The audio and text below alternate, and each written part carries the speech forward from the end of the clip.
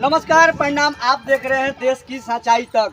तो आज हम उस शख्स से मिलवाने जा रहे हैं जो कि है चंपारण का लाल, जिसको दिल्ली वाले पे दिल है बेहाल। तो आज हम उस शख्स से मिलवा रहे हैं जो कि काफ़ी आजकल चर्चा का विषय बने हुए हैं। तो आइए, यही शख्स है। क्या नाम है भैया आपका? और मैम आपका?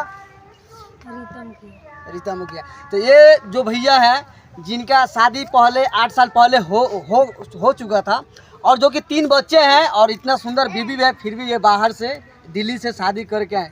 अभी क्या माजरा चल रहा है आप लोगों का?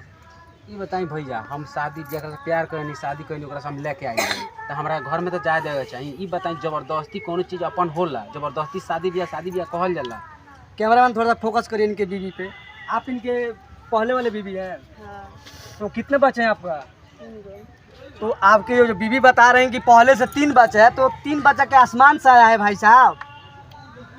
आसमान से टपके चाहे जमीन से टपके, हम नहीं जानते, नहीं जानते। हम आइए इस बात को और गंभीर से जानते हैं। आप इनकी सासू माँ है?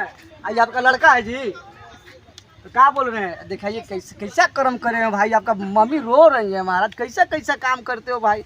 अरे शर्म वरम नहीं लग रहा है? कति शर्म लगता है। अच्छा, पहले से शादी शुदा है तो घंटा का प्यार किए हो? ए रिपोर्टर साहब, तनी बहुत लोग हमारा तब तंग कर रो मत तंग करी, घर वाले तंग कर परेशान कर रो। अरे भाई, तू कामे ऐसा कैले बड़ा कि केहू भाई तो 10 जूता मारी। जब अभी देखा बना मातारी के देखा तो कैसे रोवतनी हूं? कैसे रोवतनी? हम रोवतनी रोवतर से तो नहीं की देखत बे।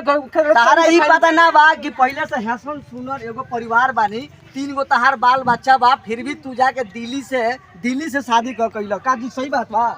अरे पड़ोसिया बनी? क्या बनी रहुआ? पड़ोसिया बनी, भाभी लगे। अच्छा, भाभी लगे। तो चाहता नहीं मैटर सॉल्व हो जाओ कि और आगे जाओ? मैटर माने अपना लीलो, घर में रहे दिले तो मैटर तो सॉल्व होइए जाई। ना होई तो अब हम का करी? वो कुछ नहीं बोल सकते मैं, काहे कि वो पड़ोसिया बनी ना भैया, तनी अपना सौतीन के घर में रखे के चाहत नहीं या कि नहीं रखे के चाहत?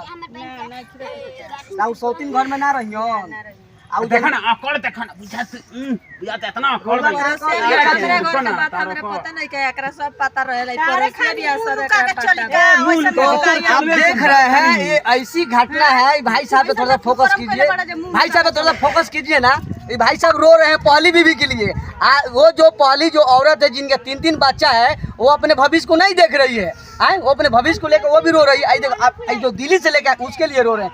ये तो बोल रहे हैं कि आपकी मम्मी बोल रही है कि नहीं रखेंगे, आपकी जो पहली वाली बीबी बोल रही है कि नहीं रखेंगे। ये भैया हम क्यों खाती नहीं करते? तो हमार रोवे तन तो हम हेकरा खाती, हम ओकरा कुछो नहीं के जाना, ठीक बा? हम हेकरा खाती अपन सब कुछ ये नहीं करे पैदा कइले बिया होय एकरा खातिर रोता रह। यहां तुमको शर्म लागत है? कैमरा हमरा ये चलता है, पैदा करे किसी ने गाली देता है। माई के तकलीफ लागल बाती बात बोलबे तो गलती कइले बड़ा मर से नहीं तू करी ना। बताई वाला काम केले बड़ा। अब बताई चर्चा के विषय बन गए, वीडियो चारी ओरी चलता। हम ये देखिए का बड़का को देनी तो हम कब खराब हो गई नहीं। हमरा सभी का माइंड मिल गई बारी हम। अच्छा, तो अपना लड़किया के शादी कइले कई साल हो गए?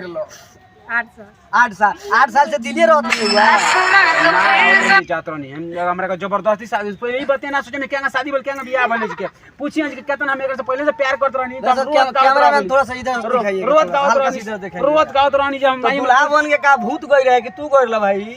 भाई जो जबरदस्ती में बैठाल कर कहत रही जे ना कर तू शादी कर, हम जोर मार कर दे। धमकी देके जी सब बदल के भौजी से मर जाए। तू कहो भी महतारी कही कि हमरा बेटा का बियाह ना होई तो हम मर जाम। बेटा कहता जे हम प्यार कर लिए, ये बताई सब कुछ हो जाई। सर समाज में बारात ना जाई तो लोग छोड़ी। बेटा जब सर समाज में का हाल होई बाप मतारी के? तो बताइए, ऐसा ही गंभीर मैटर हो गया है। मम्मी रहने नहीं देगी तो आप रहिए कहाँ इनको लेके? हम इसी में रहेंगे। इसी में रहेंगे? हाँ। अब बताइए, ये जो पहले वाला बीवी है, इनको देखिए 3 गो बच्चा है, अब इनका कौन देखेगा? हम नहीं जानते। ये बूढ़ माँ को कौन देखेगा? हम नहीं जानते, हम कुछ भी नहीं जानते। रउआ सब बात हटाई, एकरा के मार नहीं खा। हाँ जी, बउआ ना पता चलल प्यार कोई नहीं। 8 साल से घरे पहुंचा दिला। थोड़ा सा तनी भैया तनी फोकस एकरा बाप मातारी के चार बार देखी तो दिल्ली वाली के ले जावे। एकरा बाप मातारी के लगा वीडियो शेयर। ये बताई कि रउआ ना पता चलल कि ऐसा आदमी से बियाह करते नहीं, बियाह कर से पहले लोग जन्म कुंडली निकाल लेला। रउआ यो पता ना कनी कि बाबू की शादी भइल बा कि नहीं छै, इनके घर में के बा ना, बस प्यार भइल डायरेक्ट बियाह हो गेल। कहां शादी करनी? कोर्ट में कि मंदिर में? ए आदमी में घून लगल बा। अब खून लागे या ना लागे रउआ बियाह कहीं तो कोर्ट में कहीं कि मंदिर में कहीं नहीं मंदिर में कहीं मंदिर में कहीं नहीं है तो सर समाज में शादी कैले बनी कबो हिस्सा हिये के मिली हक हिये के मिली तो प्यार क के शादी कइले बनी खिलवाड़ क के ना प्यार क के शादी कइले बनी प्यार के मतलब के जानेला तो प्यार से भोजन मिल जाई प्यार से तो मिली ना आज 3 दिन से कहां सुतता नहीं कहां सुतता लोग तो घर में यहाँ तो जगह देत नहीं कहां खाता नहीं कहां रहता नहीं हमरा घर है हमरा हम अपना घर रखनी हम ऐसे जे तनी सच्चाई फोकस करी भौ जाई बस सच्चाई जाना सन के औरत जोड़ते हुए आग में घी डाली लो घरे जोड़ जाई फोकस करी अरे फालतू का बोली वो चाहत नहीं घर बर्बाद हो जाओ वो चाहत नहीं घर बर्बाद हो जाओ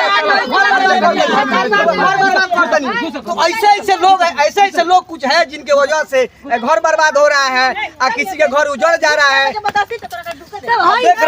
अब देख रहे हैं कैसे घर में लड़ाई चल रहा है